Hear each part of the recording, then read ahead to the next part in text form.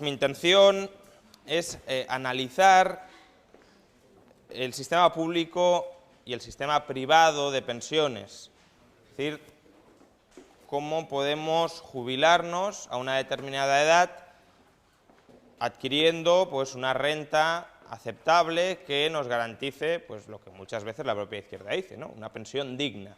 Pues vamos a ver cómo lograr una pensión digna, que por digna siempre se quiere decir cuantiosa. Lo que pasa es que eso es el Bill Metal y demás, ¿no? Pero una pensión cuantiosa y digna. Entonces, antes de eso, simplemente alguna noción de cómo se crea riqueza en sociedad. Porque claro, si nosotros queremos ser más ricos de lo que lo somos ahora en el futuro, lógicamente tendremos que ver cómo crear riqueza. Pero si no creamos riqueza, solo consumiremos más en el futuro a costa de socavar más la riqueza presente, ¿no? Entonces, para crear riqueza hay dos posibilidades. Bueno, crear riqueza o para acumular riqueza, mejor dicho. Una sería el simple atesoramiento de dinero, que es yo voy metiendo oro debajo del colchón o euros, bueno, eso no lo aconsejaría, debajo del colchón, para desacumularlo en un momento futuro cuando yo lo necesite, ¿no? Entonces, ahí renunciamos a consumir hoy, a gastar hoy para consumir más en el futuro, pero no queremos someternos a ningún riesgo. Queremos minimizar nuestra incertidumbre y no queremos participar de ningún proceso empresarial de creación de bienes económicos. Con lo cual, claro, ahí las posibilidades de expandir nuestra base de consumo futuro a partir de nuestra capacidad de consumo presente son bastante reducidas, porque lo único que hacemos es guardar las cosas en un almacén para reutilizarlas o para emplearlas cuando nos hagan falta. Y luego hay una segunda posibilidad, que es la inversión productiva. ¿Qué es la inversión productiva? Es crear modelos de negocio o participar en modelos de negocio o contribuir a crear modelos de negocio que sirvan para generar en el futuro bienes económicos que satisfagan a los consumidores, que generen valor para los consumidores. Entonces, renunciamos hoy a consumir para consumir más mañana, como en el caso del atesoramiento, pero nos sometemos a incertidumbre. ¿Por qué a incertidumbre? Porque el modelo de negocio en el que participamos no da ni mucho menos un rendimiento asegurado. El rendimiento depende de que ese modelo de negocio triunfe y proporcione bienes que satisfagan a los consumidores, lo cual es algo relativamente incierto, difícil de alcanzar, etc. Es la típica pregunta que se debe hacer a la gente cuando piensa que el capitalista prácticamente pues, le llega el dinero porque sí. Es decir, si cada uno de vosotros, a cada uno de vosotros se os diera 1 millón de euros y se os pidiera cómo rentabilizar ese 1 millón de euros, ¿sabríais cómo hacerlo? Gastarlo todos sabríamos, eso está claro, ¿no? Es decir, no me compro un Ferrari, no. Digo, invertirlo y sacarle rendimientos, incluso ser capaces de vivir de esos rendimientos. Porque, vamos a ver, si os dan 1 millón de euros, al 5 o al 6% os da una renta anual de 50.000, 60.000. Es decir, con 1 millón de euros podríais plantearos ya retiraros y dejar de trabajar de por vida. ¿Seríais capaces de lograr con 1 millón de euros sostenidamente una renta tampoco extraordinariamente alta, del 5 o del 6% anual? Pues es complicado. ¿Bien? Entonces, la creación de riqueza está sometida a mucha incertidumbre, hay muchos cambios en los gustos de los consumidores, en las técnicas productivas, aparecen nuevos planes de negocio que desbancan a los existentes mejorando alguno de estos elementos, etc. Entonces, se renuncia a consumir hoy y se renuncia a tener asegurados los bienes de consumo en el futuro, ¿a cambio de qué? No a cambio de tener los mismos bienes de consumo que si los guardáramos en el almacén, sino de incrementar nuestra participación en los bienes de consumo que se produzcan en el futuro. ¿Bien? De ahí, de hecho, viene la justicia de las rentas que obtienen los rentistas. Los rentistas contribuyen a crear bienes futuros, postergan su consumo, dan tiempo a que maduren las inversiones y se someten a riesgos de acometer proyectos de inversión que pueden fracasar y donde pueden perder todo aquel capital que han ido acumulando. Y por eso su rentabilidad está más que justificada siempre que no derive de factores políticos. Entonces, esto sería un poco pues la parte de cómo crear riqueza, ¿no? Cómo se crea riqueza o cómo cada persona puede acumular o atesorar o alcanzar un cierto nivel de riqueza en el futuro, o atesoramiento burdo o participación en el proceso social de creación de riqueza y en la división del trabajo. División del trabajo proporcionando capital. ¿Bien? Luego, a nosotros nos interesa crear riqueza, participar de ese proceso de creación de riqueza, nos interesa acumular riqueza. Sí, nos interesa por una cosa que se conoce como la hipótesis del ciclo vital, que la desarrolla Franco Modigliani. Y la hipótesis del ciclo vital básicamente es algo muy sencillo, que aunque la desarrolla un Nobel como Modigliani, nuestras abuelas nos lo hubiesen podido decir, y es cada uno de nosotros vamos a estar, o tenemos un periodo de nuestra vida durante el cual podemos producir con nuestro trabajo renta. Es interesante que no consumamos toda esa renta, sino que consumamos solo una parte y que la diferencia la ahorremos. ¿Para qué? Para ir acumulando riqueza. ¿Con qué propósito? Cuando nos jubilemos, cuando seamos incapaces de seguir generando riqueza o ya tengamos una riqueza acumulada y no queramos seguir generando riqueza por la vía del trabajo, por la vía de estar produciendo con nuestro esfuerzo o nuestro intelecto dentro de proyectos empresariales en funcionamiento, pues dejar de percibir un salario, una renta, y pasar a consumir parte de la riqueza que hemos acumulado previamente. Por tanto, ¿nos interesa acumular riqueza? Sí. ¿Por qué? Porque hay un proceso natural de, mientras somos jóvenes y estamos en activo, podemos seguir generando renta. Conforme vamos marchitando, nuestra capacidad de generación de renta se va resintiendo y hemos de comenzar a consumir nuestra riqueza. Bien, digamos que vamos acumulando un stock durante el tiempo en que somos más productivos para no pasar hambre, para no pasar penuria en el momento en que somos menos productivos.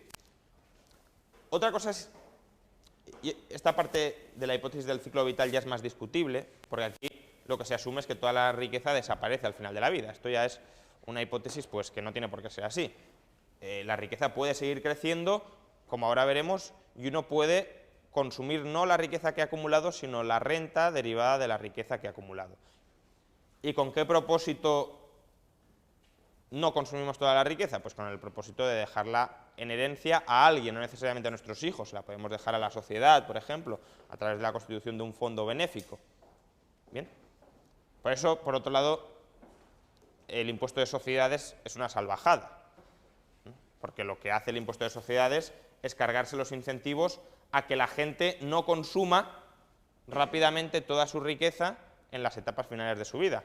Consumir toda la riqueza significa descapitalizar a la sociedad, destruir modelos de negocio que están en funcionamiento y que están generando riqueza para la sociedad. ¿Bien? Vale, entonces, aquí ya nos planteamos que hay dos modelos para, digamos, alcanzar la jubilación, ¿no? Para alcanzar una renta, tener una renta en el momento en el que queremos dejar de trabajar. Y para ello, históricamente ha habido dos modelos.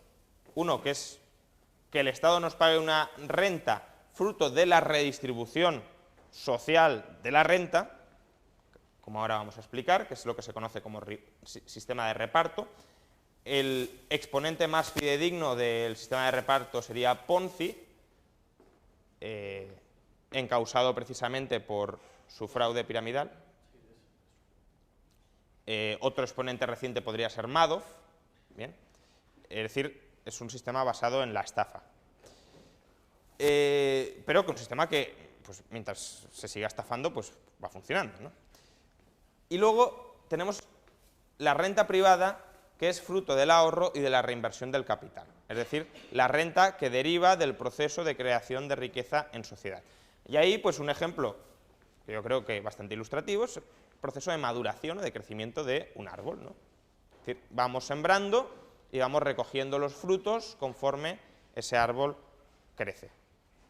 Aquí los frutos, ¿cómo se siembran? Pues se siembran en forma de inversiones productivas en sociedad. Por ejemplo, pues inversión en proyectos de capital incipientes, inversión en proyectos empresariales ya consolidados pero que siguen necesitando capital, inversión en permitir que una persona que ha invertido previamente, que ha inmovilizado sus ahorros previamente en una inversión, pues salga de esa inversión y pueda empezar a consumir, yo subrogándome en su posición, que sería lo que sucede cuando compramos acciones en el mercado secundario, etc. Vale, entonces, vamos a pasar a analizar los dos modelos. La renta estatal es una redistribución intertemporal de la renta. Bueno, intertemporal entre distintas edades, no que a uno mismo se le transfiera su renta en el futuro, ¿no? Es decir, los trabajadores en activo son los que mantienen hoy con su dinero a los jubilados en activo. ¿Bien? Es decir, el jubilado no percibe una renta en función de lo que ha pagado históricamente. Puede haber pagado mucho y se lo pueden haber fundido quienes sean. El dinero no viene de ahí. El dinero viene de que hoy se cobran impuestos, se cobran cotizaciones sociales a una masa de trabajadores en activo. Si esa masa de trabajadores en activo desaparece, mengua, se descapitaliza, etcétera, las pensiones que se pueden cobrar son menores simplemente porque hay menos base de la que rapiñar. Entonces, ¿eso qué provoca? Provoca que parte de las rentas de las clases productivas, trabajadores, pero también, bueno, en España son trabajadores, pero podría ser tributación en general, podría ser también de los capitalistas, etcétera, se traspase a las personas de mayor edad a cambio de un crédito contra las generaciones futuras. Un crédito que luego el Estado modifica como quiere, es decir, yo acepto que el Estado me quite todos los meses un 30% de mi sueldo y que ese 30% se lo dé a los jubilados a cambio de que el Estado me conceda el derecho de, en el futuro, atracar a los trabajadores en activo en ese momento. El modelo es un fraude piramidal que a mí me gusta compararlo también con otro ejemplo visual. Es como una cola en el cine, en el que está enfrente de la taquilla en el cine le dice al de atrás, oye, págame tú la entrada, a cambio del que tienes detrás te paga a ti la tuya. Entonces, el proceso puede seguir, la cola va yendo hacia atrás, pero llega un momento en el que el último de la cola mira hacia atrás y no hay nadie. ¿Bien? ¿Y eso qué significa? Pues que al final el último de la cola es el que le ha pagado la entrada al primero. El primero no paga nada y el último se queda sin nada. ¿Bien? Es una redistribución pura de la renta. Entonces, es un fraude piramidal, ¿por qué? Porque al final va a haber gente que no va a cobrar o que no va a cobrar ni mucho menos tanto como lo que ha estado pagando. Entonces, este derecho a atacar, digamos, la renta de las generaciones presentes en activo y obtener una pensión que, digamos, sea más o menos equivalente o esté en consonancia más o menos con lo que ha sido pagando, solo se puede mantener en el tiempo de dos maneras. La primera, si la base de cotizantes crece, si la base de cotizantes va en aumento, o más que la base, si el producto que genera cada cotizante va en aumento, es decir, se podría mantener si se incrementa la productividad de un mismo número, de un número decreciente de cotizantes, o aumentando la tributación sobre los cotizantes. Entonces, históricamente lo que se ha hecho ha sido, por un lado, impagar parte de los derechos que supuestamente se habían atribuido. Por ejemplo, vamos a extender el periodo de cálculo de las pensiones a toda la vida laboral. Empezó siendo 2 años, se ha pasado a toda la vida laboral. ¿Con qué propósito? Con el de rebajar las pensiones. ¿Por qué? Porque no podemos pagar las pensiones. O aumentar la tributación. Ha aumentado. ¿Cómo? Pues alargando la edad de jubilación. Ahora todos tenemos que trabajar 2 años más y pagar 2 años más para recibir 2 años menos de pensiones. Bien, entonces, como una población pues es complicado que esté siempre creciendo exponencialmente, pues entonces se podría llegar a situaciones maltusianas, si creciéramos un 20% al año de manera incontrolada, pues hay un momento en el que el sistema tiende a colapsar. Y luego tenemos una segunda derivada, que ya es, no somos conscientes de las perversidades que genera, que luego expondremos con más detalle, las perversidades que genera el sistema público de pensiones, de la insostenibilidad propia del sistema público de pensiones, extendamos ya las pensiones a todo el mundo desde el momento en el que nace, que es la propuesta de la renta vital básica para todos los ciudadanos. Es decir, que cada ciudadano, por el hecho de existir, perciba una renta del Estado. 500, 600, 700 euros. ¿Bien? Entonces, desde luego es la cristalización más clara de las pensiones, del sistema de reparto de pensiones, pero extendido a toda la población. Consiste en que se le asigna a cada ciudadano una parte, el derecho a meterle en el bolsillo, la mano en el bolsillo a otro ciudadano, de modo que se redistribuya parte de esa renta en términos monetarios. Y el efecto perverso que genera, claramente, es que el sujeto que percibe la renta se puede abstener de trabajar y de contribuir al proceso social de generación de riqueza. De trabajar, punto uno, y segundo, y más importante, de contribuir al proceso social de generación de riqueza. Porque ahora veremos que la renta privada permite dejar de trabajar, pero para seguir percibiéndola te exige que sigas contribuyendo a la generación de riqueza en sociedad. La renta básica no, la renta estatal básica no. ¿Por qué? Es un derecho, yo la cobro de la manera en que sea, haga o no haga algo, trabaje o no trabaje, ahorre e invierta o no ahorre e invierta. Bien, entonces, obviamente una renta básica pues genera problemas, primero de incentivos. ¿Por qué? Pues porque todos los trabajos menos productivos directamente dejarían de realizarse, los trabajos con menor valor añadido. Imaginad un camarero cuya productividad es 700 euros. Pues si a un señor se le pagan 700 euros, obviamente no se va a poner a trabajar de camarero. Lo cual, ¿qué provocaría? Pues que los salarios de camareros tuvieran que aumentar muy notablemente, los negocios de bares, muchos de ellos dejarían de ser rentables, etcétera, etcétera. Es decir, habría una contracción de ciertas ramas de la actividad que hoy son valiosas, pero son valiosas en términos marginales, pues no demasiado, ¿no? Serían las primeras que desaparecerían o se contraerían bastante. Y luego la segunda es, obviamente, que se descapitaliza la sociedad. Se descapitaliza por motivos en los que ahora entraremos. Los defensores de la renta vital básica, en parte, dicen, no, es verdad que ciertos bienes se dejarían de producir, los con menos valor añadido, pero a cambio se producirían otros, como la ayuda social, como contribuir a mejorar la vida del prójimo, produciríamos productos que ahora no tienen mercado, porque ya no nos tendríamos que someter a la dictadura de la rentabilidad, etcétera. Bueno, todo eso significa que se podrían hacer cosas que nadie valora o que nadie valora lo suficiente y que es más costoso realizarlas que no realizarlas. Bien, porque ponerse a producir algo que no tiene mercado significa emplear los recursos de una manera ineficiente, es decir, coger los recursos de una parte en la que los consumidores los valoran más y destinarlos a otra parte donde los consumidores lo valoran menos. Por tanto, más que un argumento a favor de la renta básica, es un argumento en contra.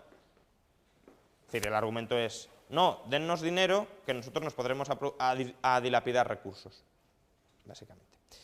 Y luego tenemos la renta privada. Entonces, en la renta privada, lo que sucede es que el ahorro personal se canaliza directa o indirectamente a la elaboración de bienes económicos para el mercado. ¿Bien? Es decir, el sujeto contribuye decisivamente a que se incremente la riqueza en sociedad, a que se incremente la provisión de bienes que valoran todos los agentes económicos. ¿Se canaliza directa o indirectamente? Directamente, pues puede comprar acciones, es decir, contribuir a un proyecto empresarial, puede comprar bonos, prestarle el capital a una empresa para que acometa proyectos, puede incluso, y eso ya sería más indirecto, comprarse una vivienda, bien, es decir, ahorrarse en el futuro el pago de alquileres para que esos recursos se liberen y se puedan dedicar a otras finalidades, etc. Bien, es decir, al final lo que tienes es que la renta privada te permite una coordinación social entre los distintos agentes para producir bienes y servicios. Entonces, como compensación o como recompensa por contribuir a ese proceso social de generación de riqueza, te quedas con parte de los beneficios de ese proceso social de generación de riqueza. Es decir, te conviertes puramente en un rentista, en esa figura que a la que Keynes quería aplicarle la eutanasia, ¿no? Entonces, ejemplos de formas de contribuir a la generación de riqueza, pues constitución o inversión en fondos de inversión, propiedad inmobiliaria, formación de los hijos. Es decir, eso es más indirecto, ¿no? Pero si tú le pagas la educación a tus hijos luego adquieren un alto salario, etcétera, luego son ellos los que en parte te pueden costear tus gastos en el futuro. Es decir, hay una vinculación mucho más estrecha y una interdependencia mucho más estrecha en la familia, ¿no? Claro, una vinculación que se rompe desde el estado en el que el momento dice yo te pago la educación a los hijos, olvídate de la dependencia de tus padres, y luego a los padres les dice yo te meto en un asilo y te pago una pensión, olvídate de los hijos. Y luego lo que decíamos, con la renta privada el sujeto se puede abstener de trabajar. ¿Por qué? Porque yo todos los meses cobro una determinada cantidad de dinero, pero no se puede abstener de contribuir a producir riqueza en el mercado. Es decir, la renta básica o las pensiones estatales rompen la vinculación entre consumo y producción. Un señor puede consumir sin haber producido nada. Con lo cual, ¿qué consume ese señor? Lo que le quita a otro que sí lo ha producido. En la renta privada, uno solo puede consumir aquello que ha contribuido a producir. Lo haya contribuido vía trabajo o vía ahorro y, por tanto, empuje de planes empresariales que generan esos bienes y servicios. Entonces, a cambio de contribuir, de seguir contribuyendo, aunque estés sentado viendo la tele todo el día, de seguir contribuyendo a la creación de bienes futuros, de bienes económicos, pues se perciben rentas que se pueden dedicar a muchas finalidades. La más evidente quizás sea la de las pensiones, pero también tenemos invalidez, viudedad.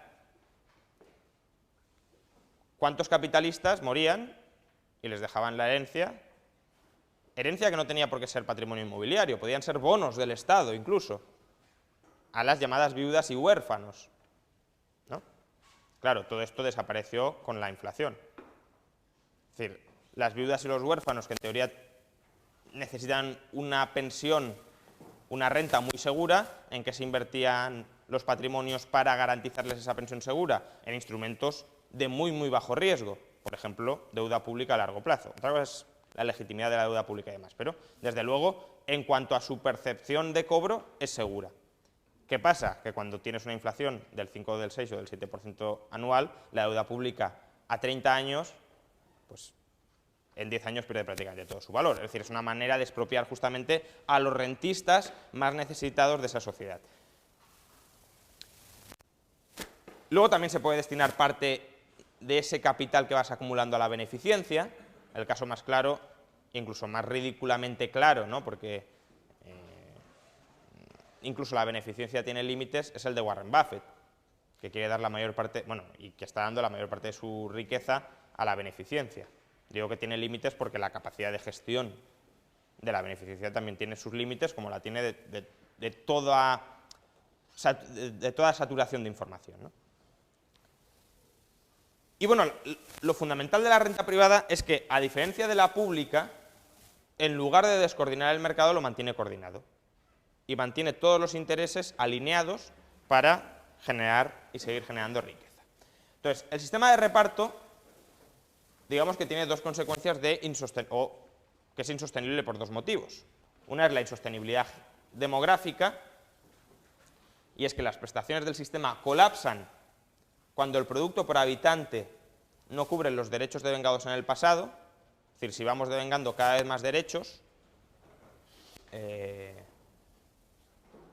y no conseguimos generar suficiente riqueza como para cubrir esos derechos, tiene que haber una revisión. O se le tiene que quitar más dinero a la gente que está produciendo, o se le tiene que pagar menos a aquellos a los que se les ha prometido que se les iba a pagar más. Bien, por tanto, hay un colapso del sistema. Un colapso en España ha colapsado varias veces. Es decir, cuando se dice que el sistema público de pensiones puede quebrar, no significa que deje de pagar absolutamente. ¿Por qué? Porque siempre se va a recaudar algo y siempre se va a poder repartir algo entre los pensionistas. La cuestión es, si a mí me habían prometido una serie de condiciones que se están sistemáticamente incumpliendo, cada 7 u 8 años hay una revisión en profundidad para rebajar esas prestaciones, eso es un colapso, una suspensión de pagos parcial del sistema. Entonces, esto es especialmente grave cuando hay un intenso envejecimiento poblacional. ¿Por qué? Porque a menos que el producto por habitante crezca mucho, el producto por habitante de la población activa crezca mucho, es evidente que vas a tener que pagar muchísimas pensiones y que no tienes base suficiente para pagarlas. Y luego hay una insostenibilidad económica, que en parte ya le he apuntado, y es que el funcionamiento del capitalismo se basa en el ahorro y en la inversión, y con las pensiones estatales lo que se hace es, si volvemos a la primera transparencia que hemos visto, parte de esta renta que se debería estar ahorrando para acumular riqueza, y recordad que riqueza es creación de empresas, creación de bienes futuros cada vez más valiosos, etcétera, parte de esa renta que se debería estar acumulando en forma de riqueza se les está sacando a quienes tienen incentivos naturales a acumularla, es decir, a los trabajadores jóvenes que quieren prepararse para la jubilación, y se les está dando a los pensionistas cuyo incentivo más claro es a consumir y no a ahorrar esa renta. Pueden ahorrar en parte, una parte, desde luego, pero desde luego la mayoría de ellos, la mayor parte de ellos la van a consumir. Por tanto, estamos descapitalizando a la sociedad, porque le estamos quitando parte del ahorro de quienes sí lo generan y sí tienen incentivos a generarlo, y se lo estamos dando a la parte de la sociedad cuyo incentivo mayor es a consumir ese ahorro y no a mantenerlo invertido en forma de proyectos productivos. ¿Bien?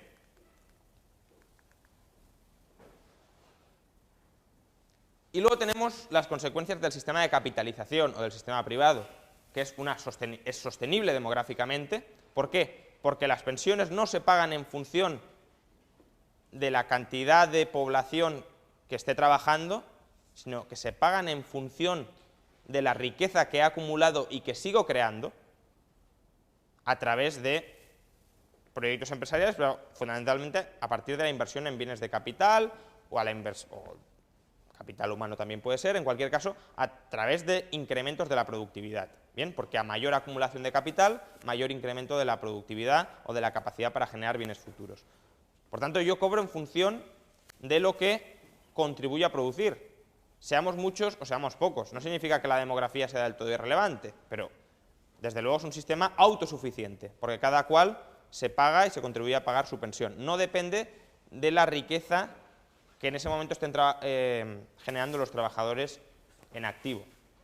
En el escenario límite, si lo queréis, si la inversión, si el capital se inmovilizara en proyectos lo suficientemente avanzados desde un punto de vista tecnológico, podríamos tener una sociedad de rentistas que vivieran de robots o de inversiones robotizadas que generaran bienes y servicios, aun cuando ningún otro individuo en sociedad estuviera trabajando. ¿Por qué? Porque esos robots serían los que estarían produciendo la riqueza que consumen ellos. No necesitamos que haya gente trabajando y cotizando.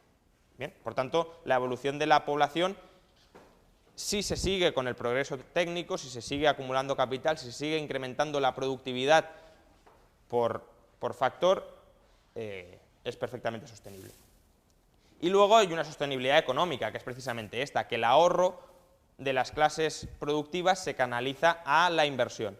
Y por tanto tenemos cada vez una mayor capitalización de esa sociedad, una mayor productividad de las estructuras productivas de esa sociedad y por tanto una mayor prosperidad de esa sociedad.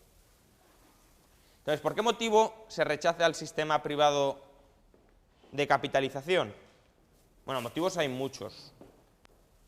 Uno es el miedo a la incertidumbre futura. El sistema público de pensiones parece que nos garantiza una pensión segura, aunque si miramos la experiencia histórica vemos que lo que menos es garantizar una pensión que podamos saber segura cuál va a ser. Cada año, cada 7 u 8 años, ya digo, se están revisando de manera muy intensa y más que se van a revisar. Y en cambio en la bolsa que es, digamos, la manera más natural, aunque no la única, de canalizar la inversión de nuestros ahorros para la jubilación futura, pues vemos que la bolsa sube y baja, y que es muy oscilante, y muy fluctuante, y que nos acordamos del crack del 29, y que lo podemos perder todo, etc. Bueno, aquí hay muchos mitos. No hay periodo, por ejemplo, de 18 años en el que la bolsa estadounidense, por ejemplo, haya perdido dinero. Es decir, si cogemos cualquier periodo arbitrario de 18 años, siempre ha habido ganancias. Bien, por tanto, a largo plazo, no solo es que sea muy rentable, sino que es muy segura. Luego, claro, parte de esa incertidumbre deriva de una falta de cultura financiera, tanto entre los potenciales inversores, que ven la bolsa como algo oscuro, como un casino, como pues un mercado especulativo en el que nos van a robar, etcétera.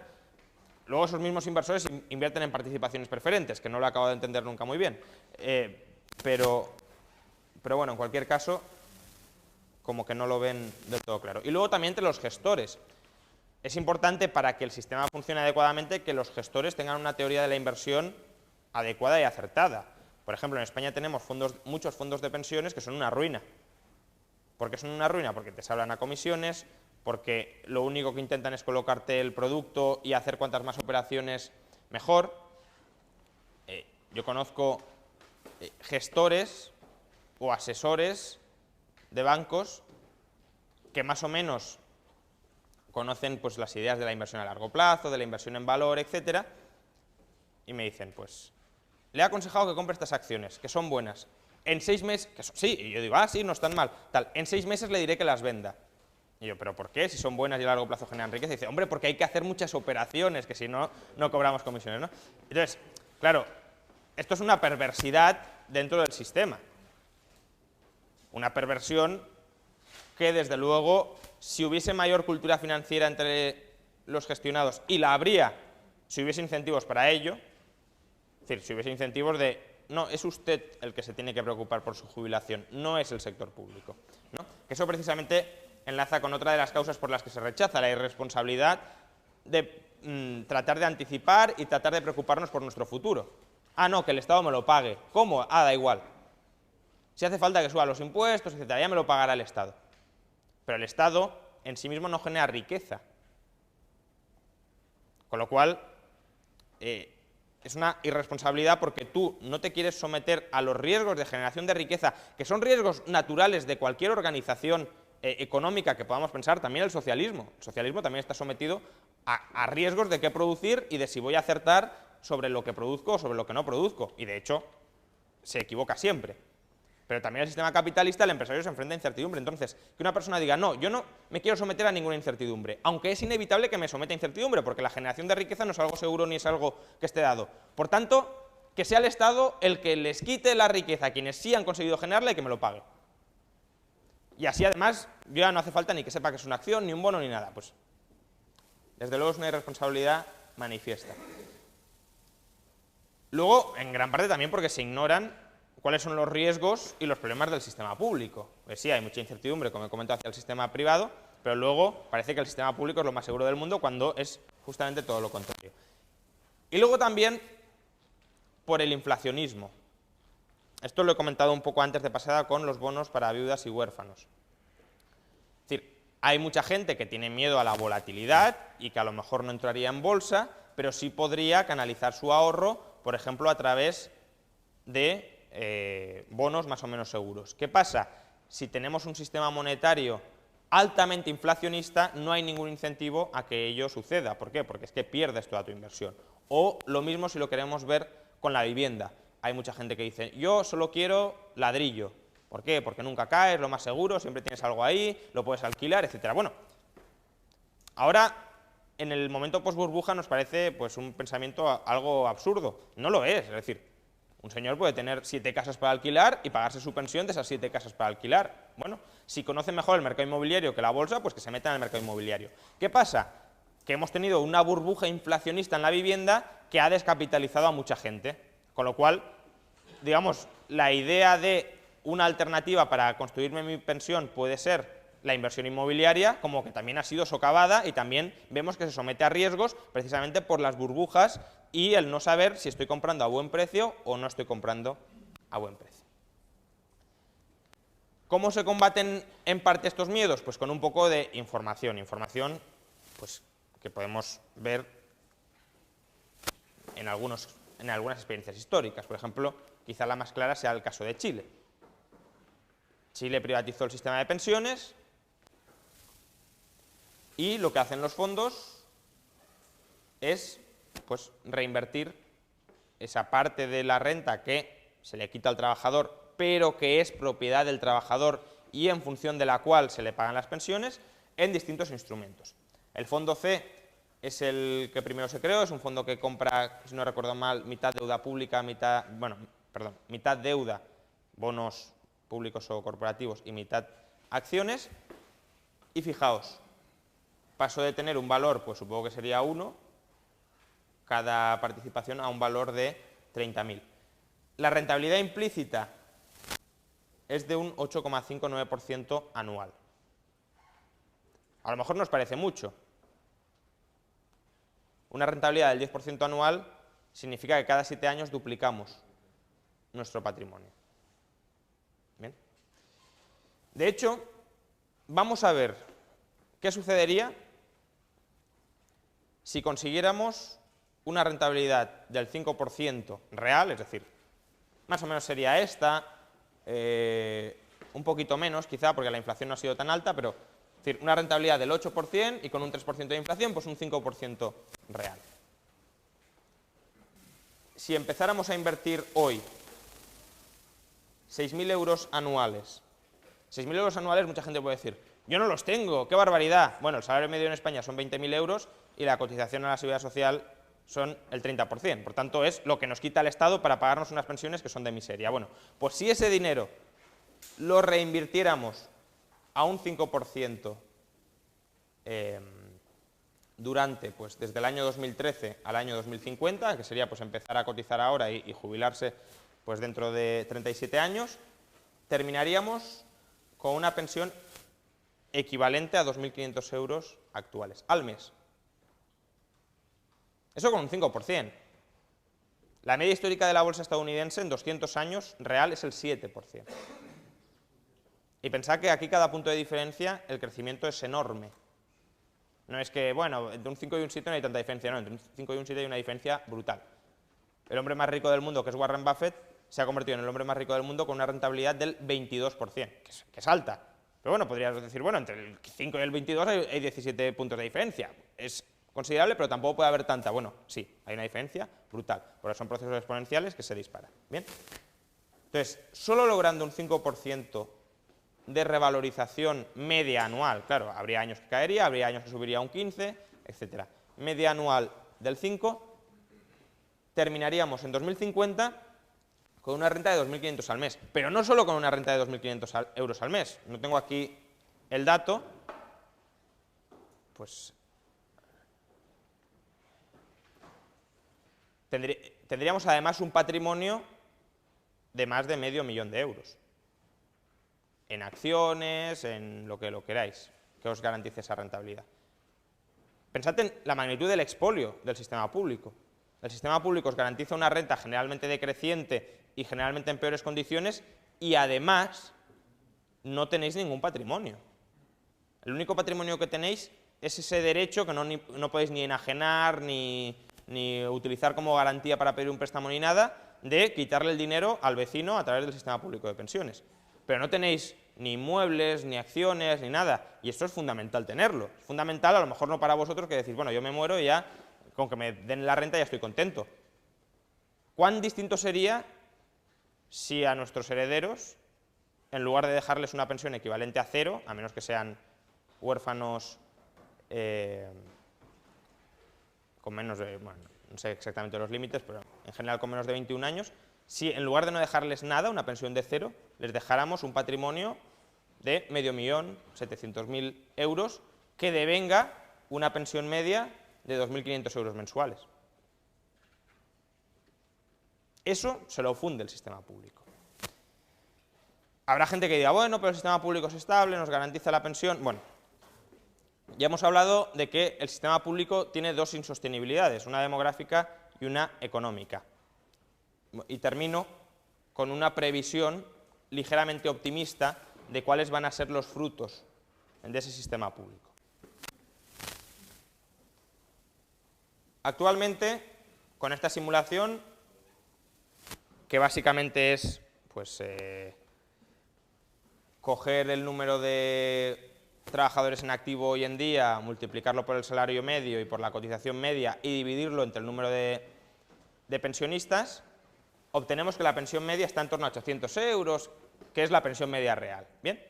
Bueno, pues si asumimos con las previsiones demográficas del INE, es decir, el INE dice en 2049 habrá esta gente en España con estas edades.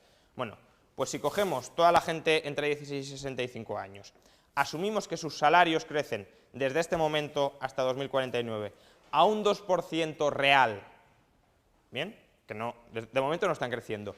Asumimos además que van a trabajar 10 puntos más de los que están trabajando ahora, porque claro, ahora hay 30 millones de personas entre 16 y 65 años, de las cuales trabajan 15, el 50%. Bueno, pues si en 2049 asumimos que en lugar del 50 va a trabajar el 60% de la gente comprendida entre estas edades, y asumimos que las cotizaciones sociales son las mismas que ahora, es decir, un 30%, y lo dividimos entre el número de funcionarios, tenemos que la pensión media en el año 2050 sea de 950 euros al mes. Es decir, en casi 40 años hemos logrado un crecimiento pírrico de 100 euros mensuales. Frente a la pensión privada, que sí deriva de generación de riqueza, que sí genera de habernos vuelto más productivos, que sí deriva de estar produciendo bienes y servicios, que con un 5% de rentabilidad media anual, que ya digo es inferior a la rentabilidad media histórica de los mayores índices bursátiles, por ejemplo el estadounidense, tendríamos una pensión de 2.500 euros al mes, más un patrimonio de más de medio millón de euros. Esto puede parecer el cuento de la lechera, pero no lo es. Desde lo que es el cuento de la lechera es creer que las pensiones públicas van a sostenerse en el tiempo pagando pensiones cada vez mayores. No, no lo van a hacer, y la única manera que van a tener de seguir pagando algo será minimizando, congelando las pensiones, reduciéndolas por inflación y, por tanto, pagando pensiones que desde luego no se pueden considerar ni dignas, ni suficientes, ni ajustadas a años y años de exacción de un tercio de tu salario. Bueno, hasta aquí.